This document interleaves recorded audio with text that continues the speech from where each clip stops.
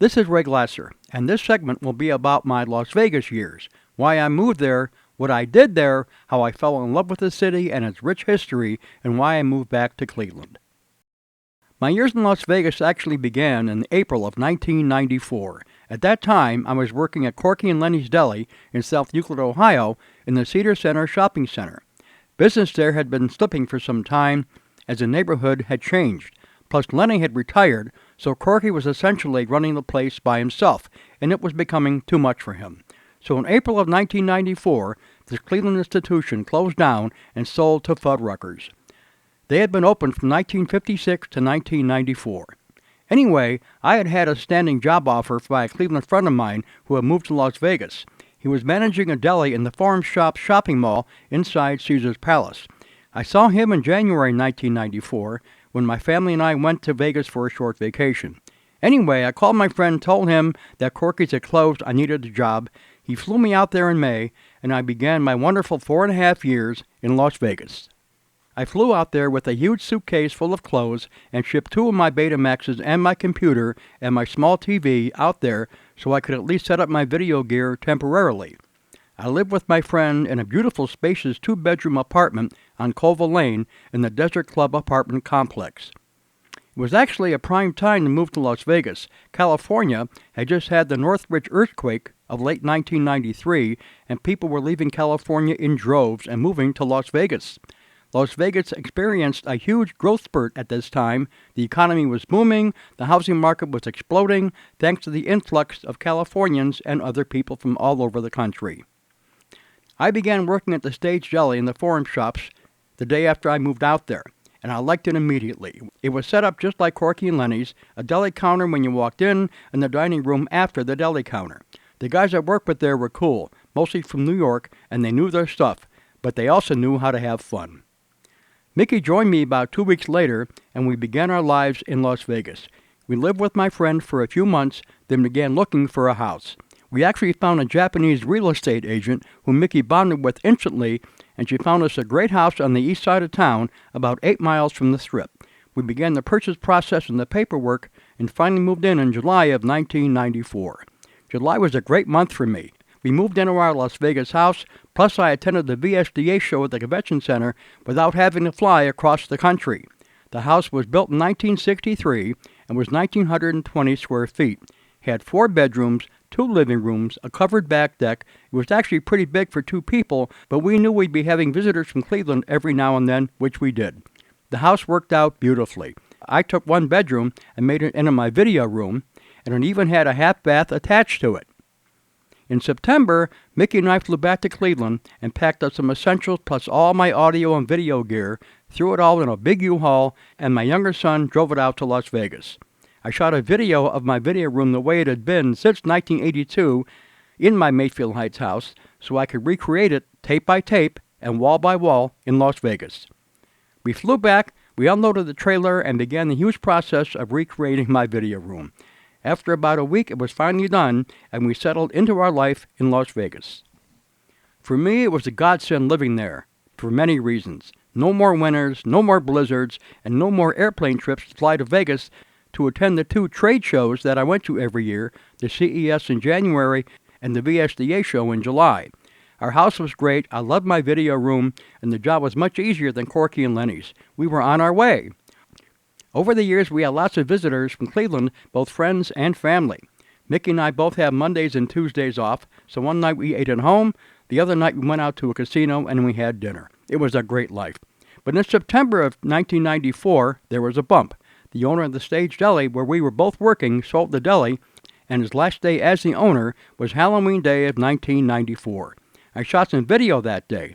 We both stayed there under the new ownership for a while, but I didn't really care for the new owners or the way they ran the place. So I got my second job in early 1995 at a casino way up on the northern end of the city, the Santa Fe, still around as Santa Fe Station.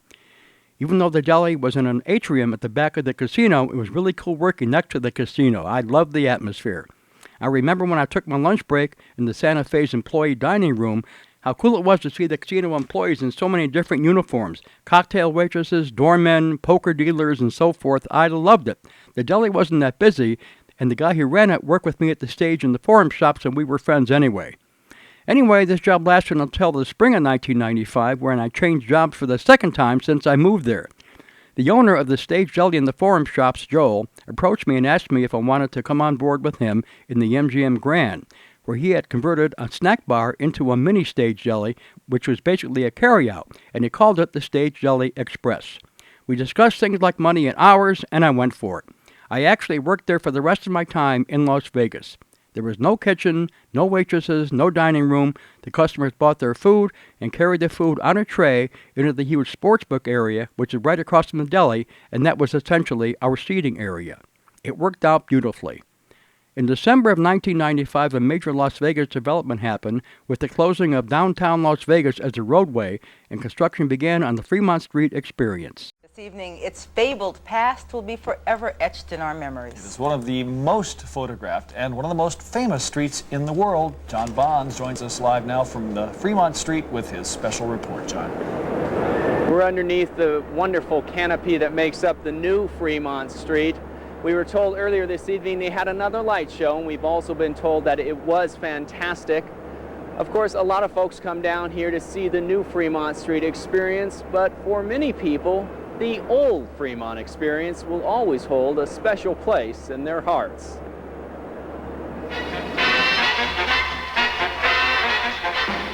It was just an awesome view. It just took your breath away, and everybody would go, oh, look at this, all the lights. Now that the long hype space frame is about to open with its promise of more tourists and more bucks.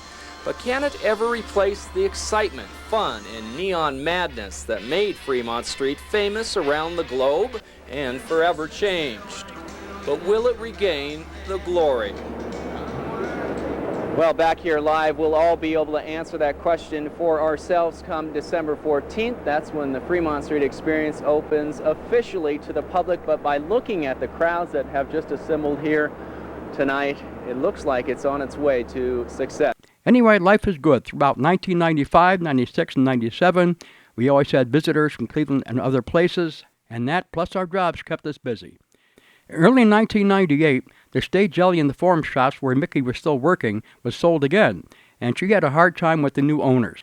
Eventually, things came to a head, and they gave her a 2-week suspension. She wound up quitting, and she announced to me that she missed her family and wanted to move back to Cleveland. All the kids were getting married and having families of their own, and she missed them. She flew back to Cleveland in the summer of 1998 and immediately went back to working at Corky and Lenny's. And I began packing up her house, and I put it on the market. Luckily, we had kept our house in Mayfield Heights just in case we ever moved back, and it's a good thing that we did. We finally sold the Las Vegas house in October and moved back to Cleveland on November 1st.